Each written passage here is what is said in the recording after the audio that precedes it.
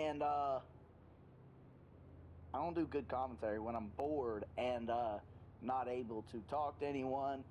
But now we are live here on the Cyberstar Entertainment channel, BRL live on, I guess we're calling this CW. So we are getting ready for the D2 series to take the track here at Daytona as they now pull onto the racetrack 34. Let's go through the starting grid. Starting P number one is Nook, and I like that scheme. I'm saying that right now. That's a nice scheme. Starting back there in the second position, however, we're looking at that number 06 McDonald's car. That is Maxwell, whatever. I would just call him Maxwell because we have other Maxes sometimes. So that number 06 of Maxwell, and back there in third, that number 19 of TJ. TJ, I would look out for him. I would definitely look out for TJ. You know, what is Chris doing? He's taking the road course and he just hit Brunswick. Chris to the back for real.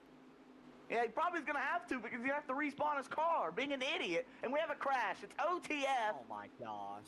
These guys are idiots. D2, folks. This is D2.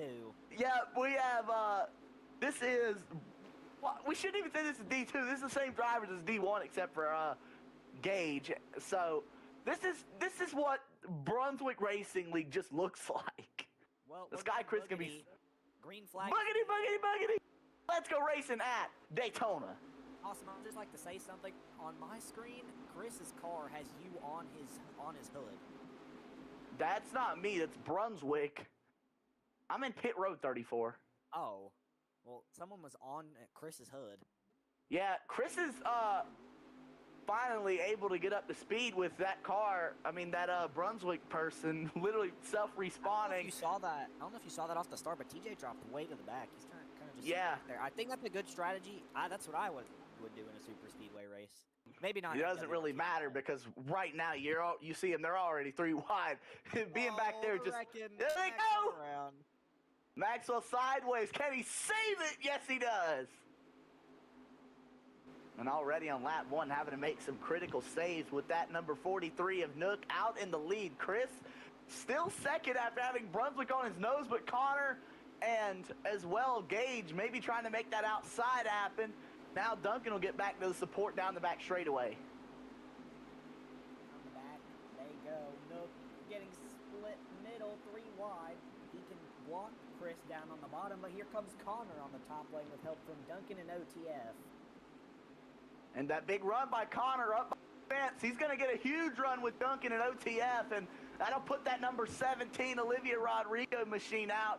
Is that, no, I don't know what that is. Whoa, Gage and pickle Chris around. Chris going to keep it straight, but just whoa, he right hooks Maxwell, and there's a flip. Caution's going to come out here at Daytona, I think. No, it's not. He saved it. He saved it. What the heck? Did I just watch the 06 went upside down and drove off?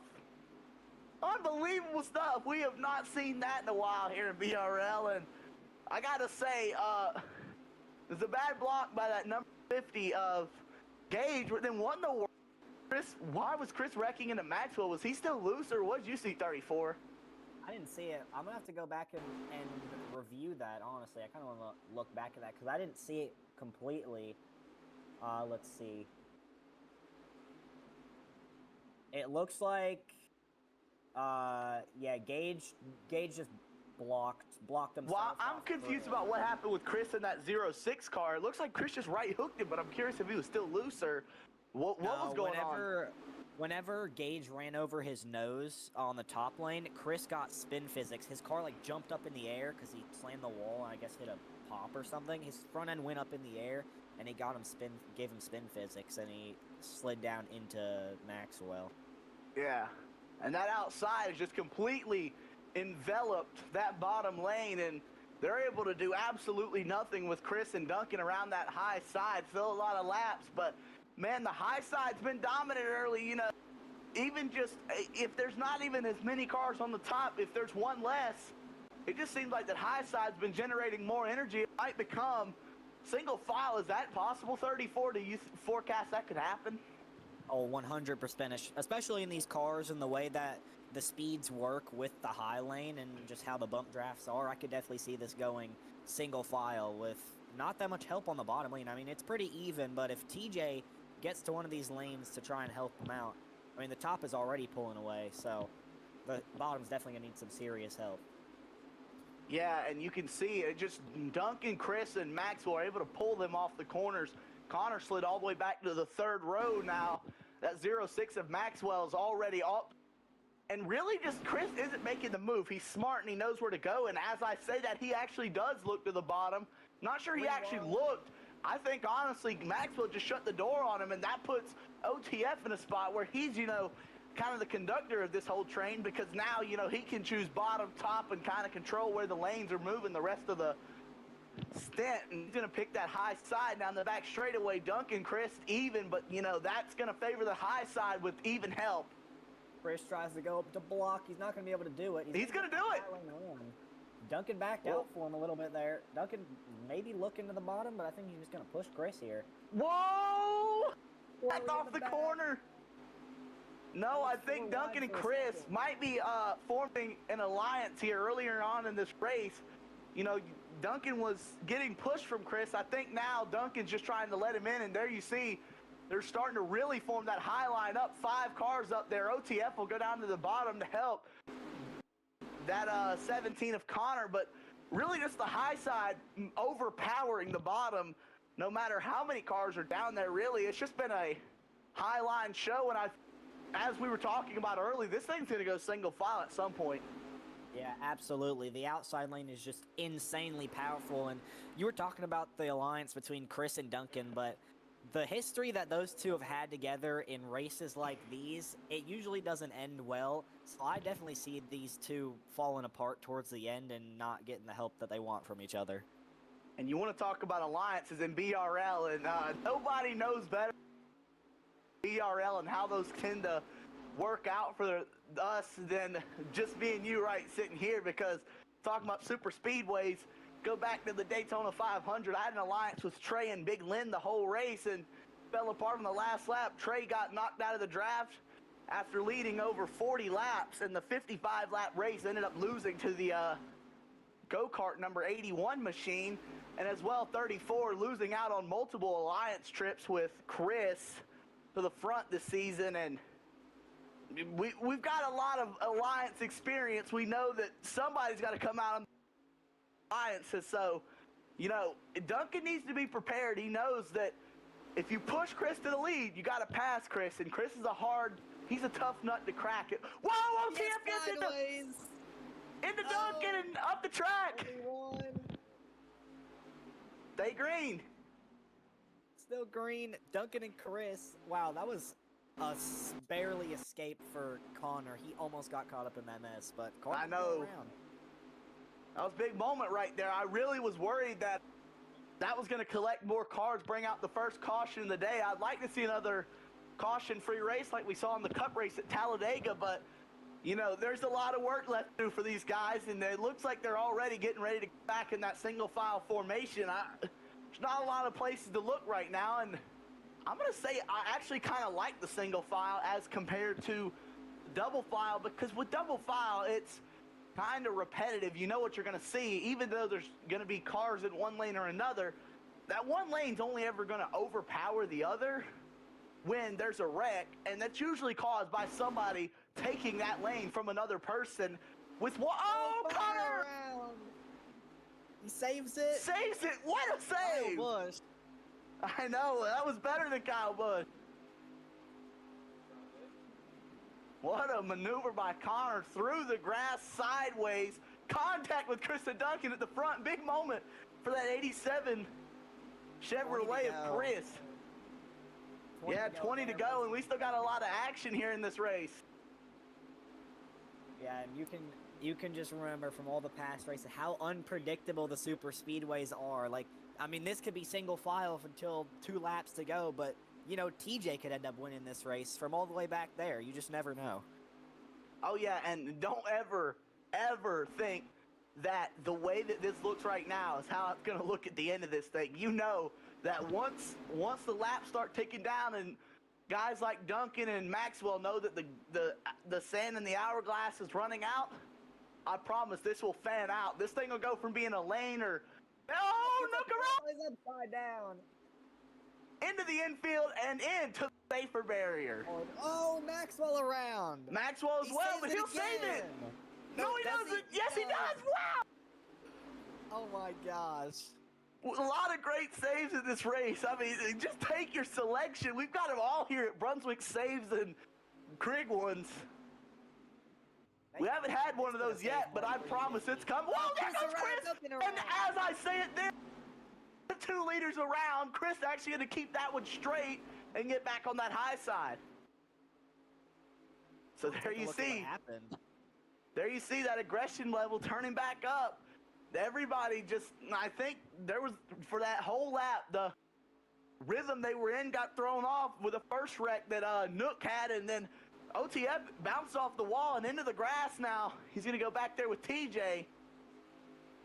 Yeah, and looking back at it, what happened between Chris and Duncan, I think that was just a misjudgment by both of them. Chris went all the way to the wall, and Duncan was about a car width off of the wall. And as they went to the corner, their bumpers just kind of got hooked together. Chris got turned down the track, and Duncan came down off the front nose of OTF, and they all just went around. Chris saved it, luckily. He was 90 degrees to the left, but kept it going straight. Yeah. And 34, I'd like to make note of something, just a little bit of something to keep in mind. When we crossed the back straightaway last go around, Chris jumped out of the gas a lot. I don't know if that's whoa, he got side. Saves it, but man, I don't know. I think fuel could become a consideration, and 34, who's been at the back of this race the whole time, off the gas. TJ. I mean, he could be back there saving fuel.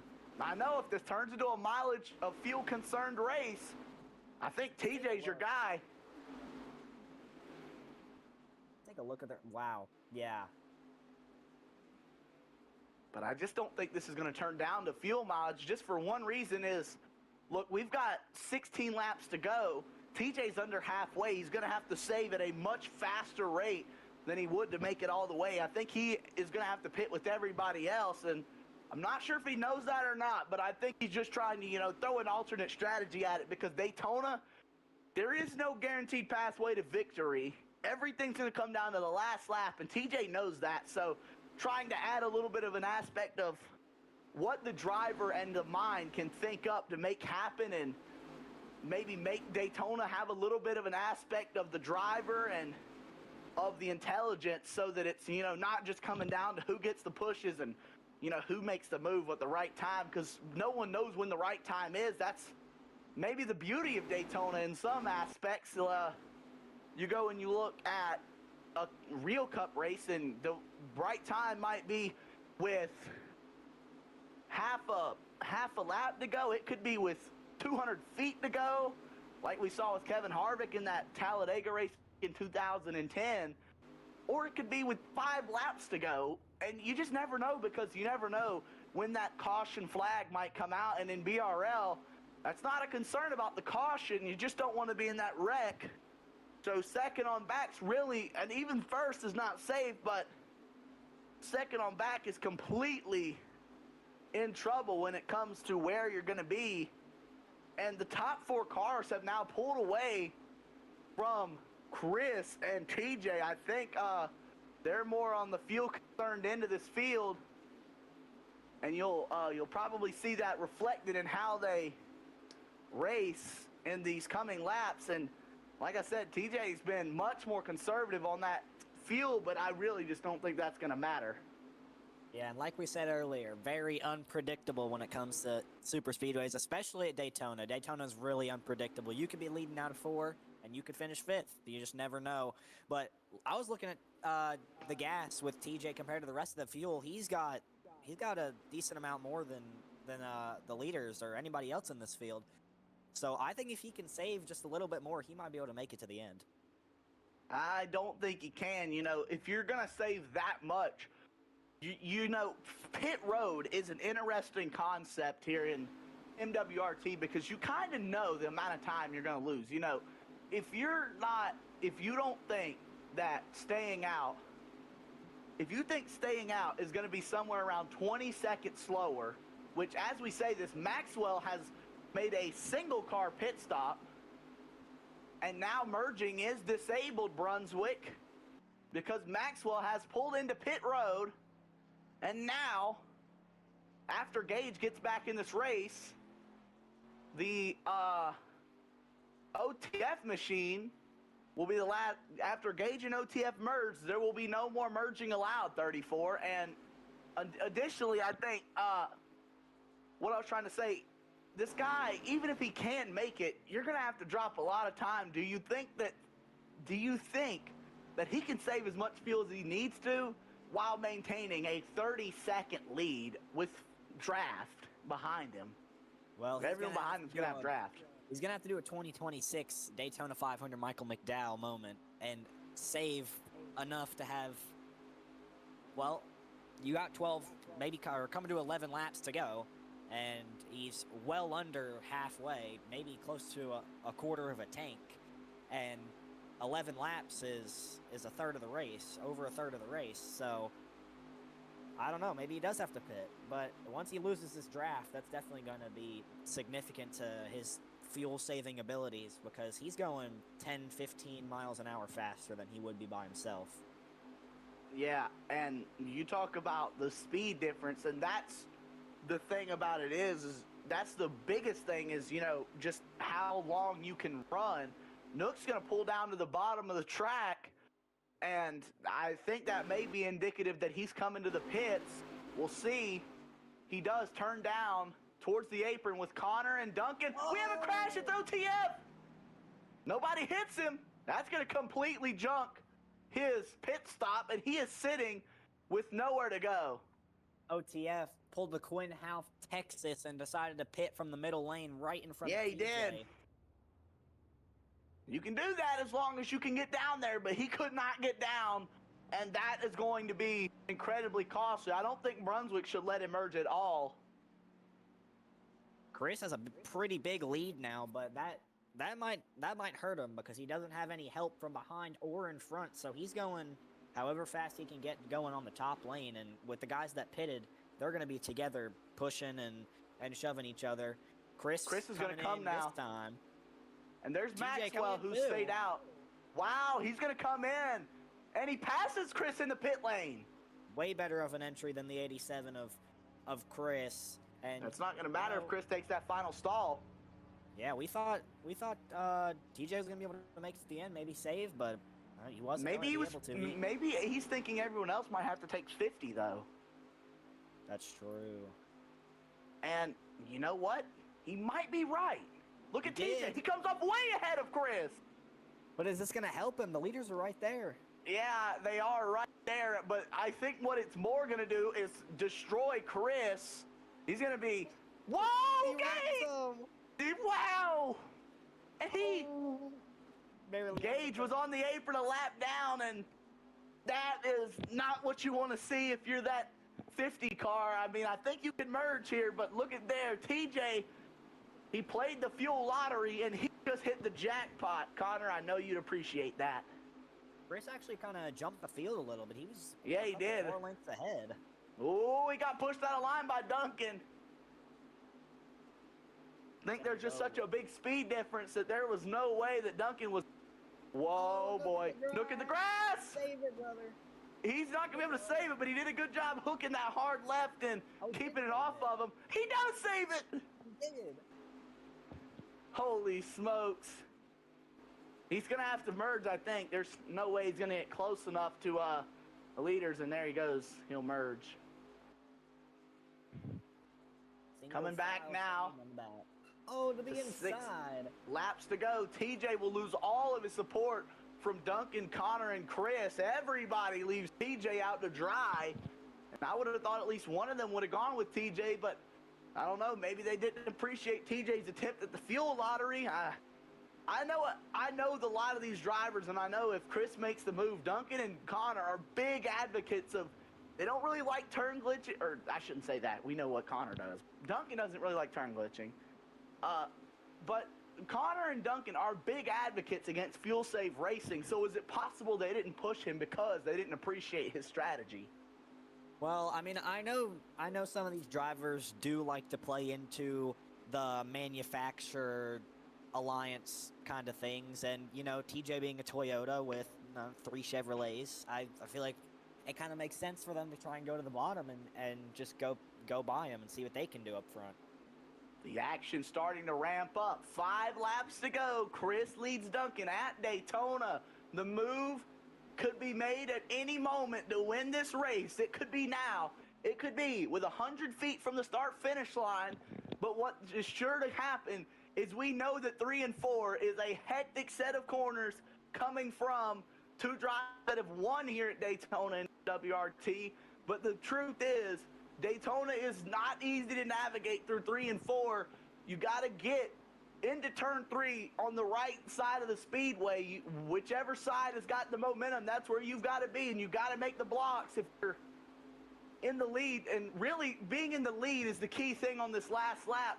The track position's hard to come by at Daytona. It's much easier other places like Talladega, where there's so much more time to make the move. It feels like, you know, you feel, even though the lap and the track size is virtually the same, it just feels like you have so much longer to make the move. It feels so much more forgiving at Talladega. Here at Daytona, the lanes are less wide open, and you really just, there's not a lot that you can come by. Once you make a mistake, that could be your last. If you pull out of line at the wrong time, that could end your race. And of course, if you spin, it is over.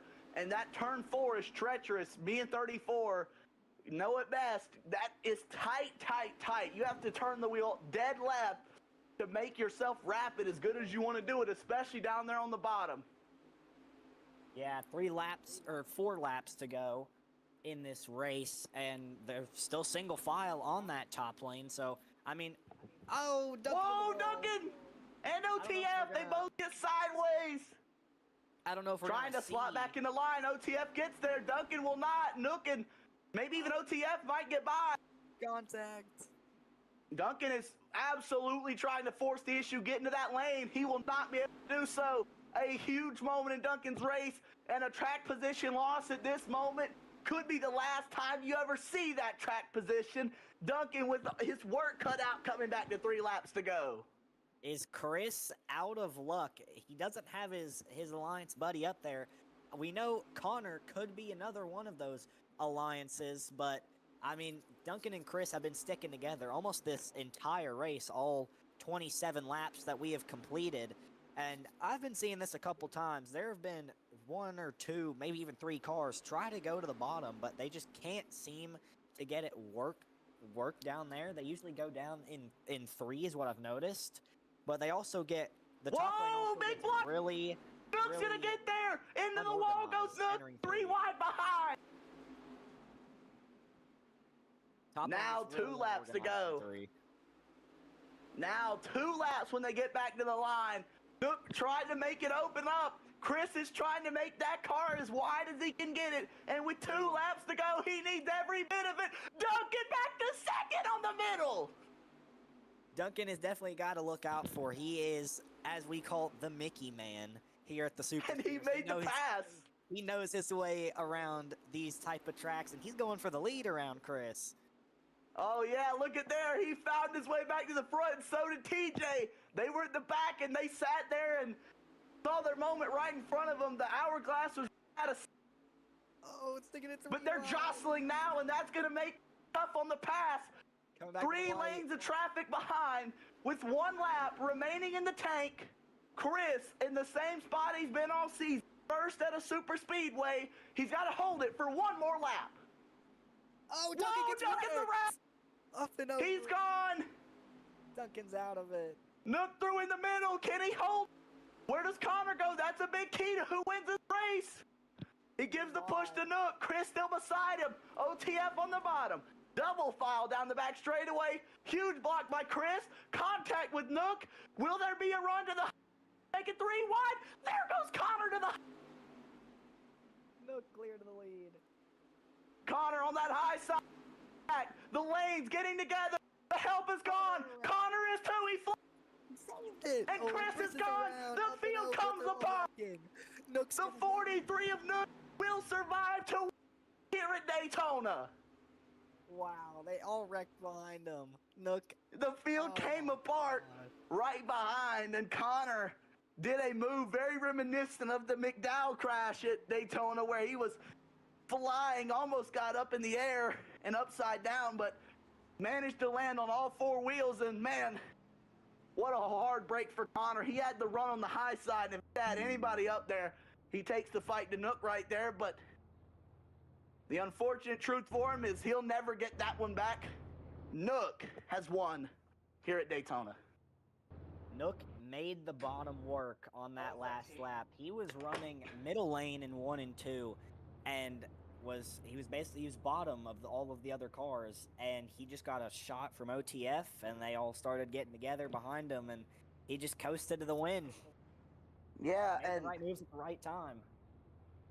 yeah, and I think where that came is I really just think that it was Chris getting caught up yet again in that fight or flight mode. He really just tried to make blocks, and you know, some of the times he was trying to block, he wasn't even in front of the car that he was trying to block. And that's what he did to Connor. He tried to block a car he wasn't even in front of. What a win for Nook. He ends up upside down and into that safer barrier. What a violent flip for Chris that we didn't even call out. But the 43 makes it happen at Daytona again. It is like a wildfire for Nook here in the D2 Super Speedways. He just got a feel for when those crashes are going to happen, and he always finds a way to be at the front when they do. And driving away from them is yet again the 43 of Nook, who wins here at Daytona. Yeah, looking back at what happened in turn 4, looks like Chris, he thought he was clear of TJ out of 4 and wrecked himself. He went up and over. They all got together, basically 4 wide. Connor got wrecked, bounced off the wall, and it just killed what OTF had. He was probably going to coast to a P2, maybe, unless he got a big run from something on Nook, but TJ got away with a P2. Got lucky. In 34, we now have the dominator of Daytona, the 43 of Nook, back here in a familiar place. It's the front straightaway at Daytona. Mr. Nook, this is Big Mista and 34, 2 BRL winners up here in the booth. Do you copy? I got a copy. Nook, that last lap was one of the wildest ones we've seen so far. I got to ask, what was that like? What was the mindset when you were making that pass on the last lap and making this win happen? Honestly, I didn't think I was gonna win it. We got the push from our Alliance OTF. They were 4 wide behind. I saw Connor, everyone else wrecking in my rear view mirror. At first, I thought I was gonna lose that and get turned. When I saw Connor save it, then they wrecked again and saw Chris go flipping upside down. Glad he's okay. And feels good to win here at our home track. A home track win for Nook. And Nook, knowing now, especially what you know about the point situation and the impending championship hunt that you're going to go on here in the D2 Xfinity Series, what does this mean to a potential chase run? It means a lot. I'm not really good at Phoenix, but as long as we put that car in the chase, we're gonna have our rights. Maybe potential regular season champion with this win we locked down, and Connor getting killed by the back half of the field. Regular season championship, that's got to feel elite. And Nook, knowing now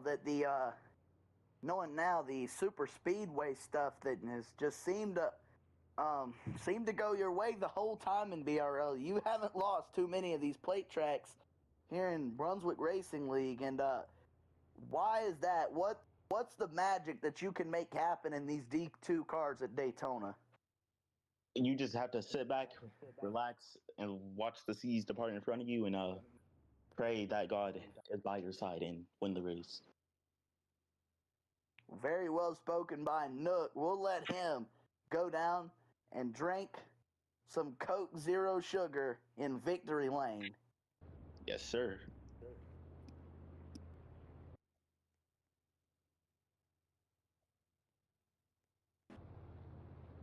And here comes our, I believe, second place finisher in that whole chaos. The 19 of TJ.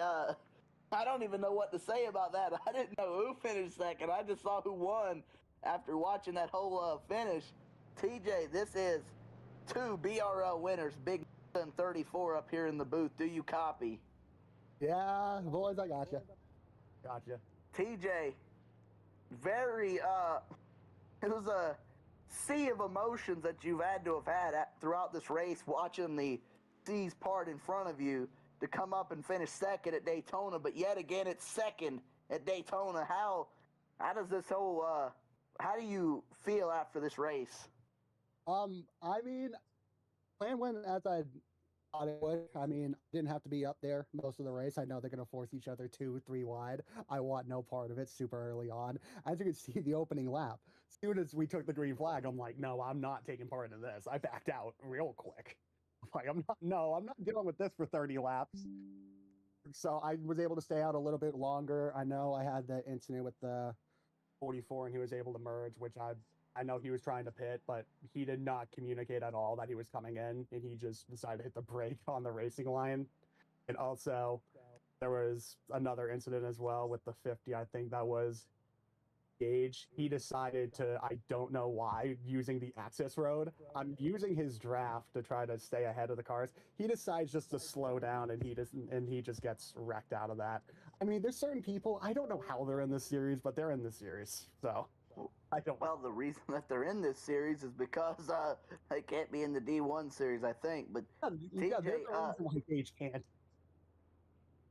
TJ, knowing everything that's gone on here in the Xfinity series throughout season 3, you know, there's no championship hanging in front of you like a golden fruit. So, what does that maybe add? What layer does that add to how you're taking in the mentality of these races when you're running at a track like Daytona? I think it is 4 simple words, and I was able to use that, and it worked. Which you'll probably have to edit this out, but fuck it, we ball. That's the strategy. Well, very well said by DJ34. Would you agree? I agree 100% with that. True news. I mean, I'm not running full time here. I'm running part time, so I'm like, I might as well just do this, have my strategy. My strategy happened to work. I mean, we had the thing at the end that stop. The reason why I came out so far ahead is I think Chris took 50. I 50%. I took 25 there, and I was able to make it to the end, depending on when I pit. Because when everyone else pit, a lot of them were close to, like, they were less than 10%. I was able to save my way to about 28 and a half. So I was able to take 25, make it to the end comfortably. So I didn't have to worry about fuel that second run. Yeah, that was a strong fuel strategy run. Did you think you could go all the way? Was that maybe a change of plans, or was the plan the whole time? No, I knew that I wasn't going to make it to the end. You would need to be a worker of God to make that fuel last 30 laps. I mean, I was going to try to make it 25, but then I saw Chris come in. I'm like, have someone that I'm with. I don't lose the draft, and that way I could come out ahead of everyone else, because I didn't need as much fuel as the lead pack needed. I mean, OTF did get kind of screwed. Gage kind of screwed me over a little bit because I would have had his draft to help me out a little bit.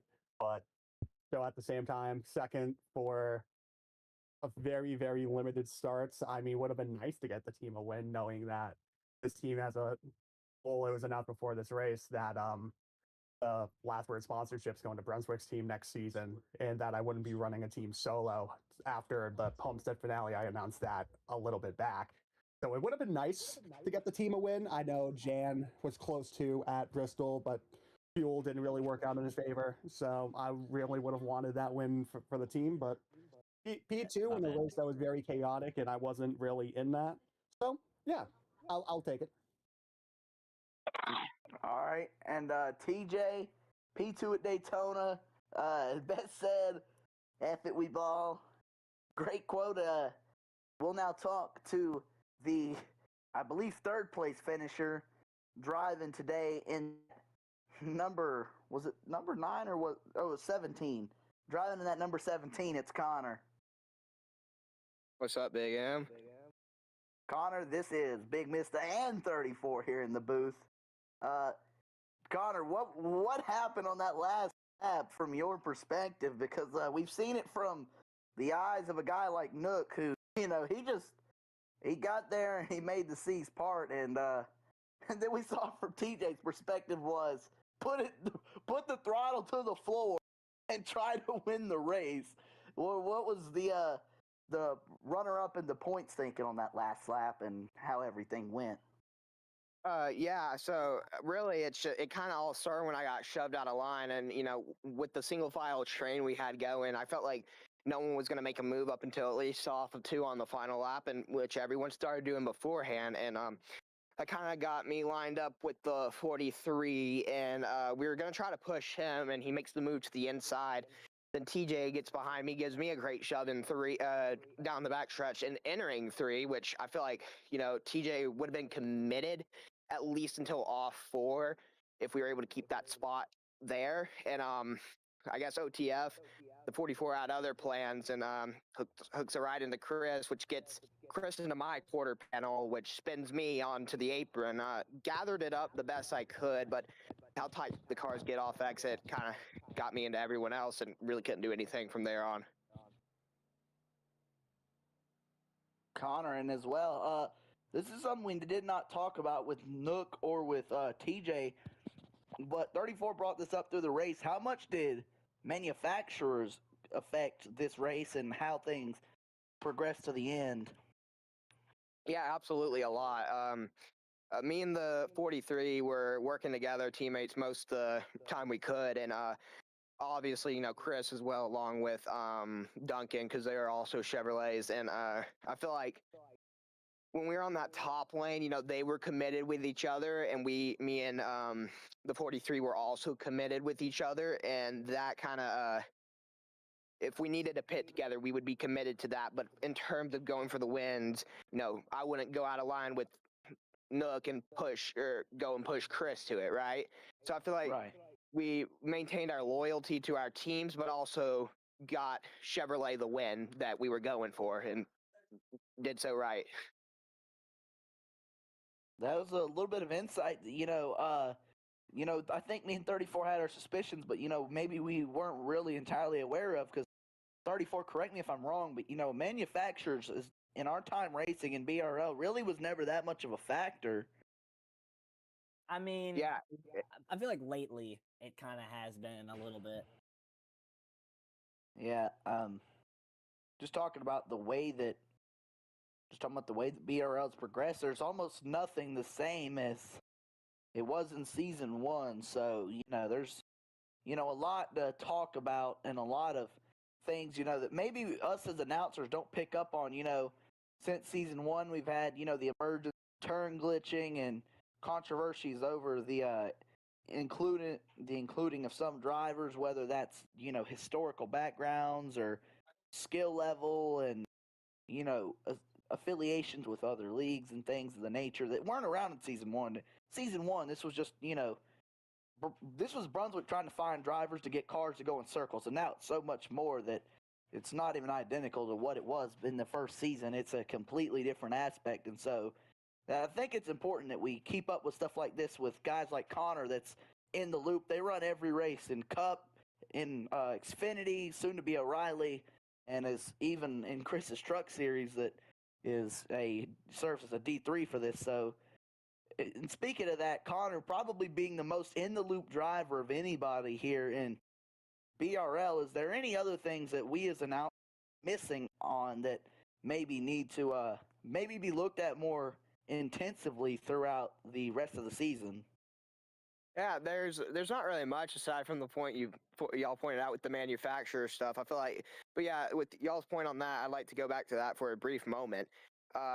With the compared to last season, I'd say, in both divisions at the time, and the pushing and pitting, the pitting, you try to get the Chevrolets together, the Fords together, Toyotas, or whoever you wanted were in alliance with, but now so it's more so everyone on Chevrolet, or from that race at least, and seeing how we were able to manage to hold that together, I feel like from now on we can pull that off a lot more, make it a lot cleaner, and I feel like along with that we had some more talented drivers and more experienced drivers in the field than unexperienced, which we have a lot in the past, and that kind of plays out if you were to watch a Daytona race from last season. There's a lot of wrecks because of that, but I feel like because we had, some bigger names in there, I felt like we were able to keep it in control better. And even the ones who weren't as experienced were able to keep it down to the apron if a wreck happened, which I really appreciate. And I feel like every race should play out this way. Yeah, we've had a couple of caution-free races on plate tracks, something which before the season would have been completely unheard of. Most BRL plate races, we'd still be racing right now, and there's Oh, been a absolutely. change in the trend. We saw that Cup race go fully green at Talladega. We watched this one go fully green, start to finish. A big milestone for these guys. I think they're starting to really clean up their acting. Once this happens, we're gonna be looking at a different BRL, a much more competitive, and I think that comes from from the way that the series are regulated and as well. Like I just think that the 8-car field cap at super speedways is working. Everyone complained about it, how it was bad, but it makes the Daytona 500 more exclusive. It makes the best of the best be put on a bigger stage, and I think it's overall, and maybe someone else in here can disagree with me, but I think this 8-car field cap on the plate tracks has really improved what we're seeing in the product, but with not all these caution laps where we're wasting time analyzing things that don't need to be analyzed, and just wasting time that we could be making serious analogies of things that actually need to be paid attention to. I feel I'd like to also point this out. I feel like with the 8-car field cap, I don't feel like it's the how small it is the issue. I think it's because the way, and I appreciate Run's taking a step on this as well, kind of putting it down to where he'll stick to it, is with drivers, a lot of them like to show up, especially the slower ones, to only plate tracks because that's the tracks that they only really have really good shots to win at. And I feel like with the inactive rule being in play a lot more consistently now, that's prevented. And then I feel like starting with the duels, since we've been more focused on giving huge penalties and suspensions to drivers who drive dirty, I feel like that can hopefully handle and take care of the issues we had at the beginning of this season in the duels with the wrecking and stuff. Indeed, we had a lot of issues throughout the season. I'd like to say thank you to Connor and OTF for helping me throughout this race. Didn't think I would win the race without them, so I'd like to appreciate them for that. You got it. Well, Now let's Mista is on deafen, so I guess I have to close this out. yes. I don't really know what I'm doing. First time in the booth, pretty fun. Race was actually pretty good. We didn't have any cautions. Yeah, but I was Had a- surprised we didn't have any. Had a couple good moments. The last lap was exciting, and I'm glad I got up here to commentate. Honestly, better than even being in the race. I'm glad I DNQ'd. You should do it more. I was hearing both of y'all. Y'all sounded awesome in the booth. Both of y'all, literally awesome. Yeah, I might start doing that a little bit more than racing. I might have to step away from that a little bit. I do want to end out on another win, but I guess that's gonna be it here today. Congrats to Nook for getting another Mickey Super Speedway win. Yes, the And Mickey Smith. I guess catch everybody in the next stream. I don't know if it's gonna end. I don't know if it's already ended, but I'm saying this anyways. So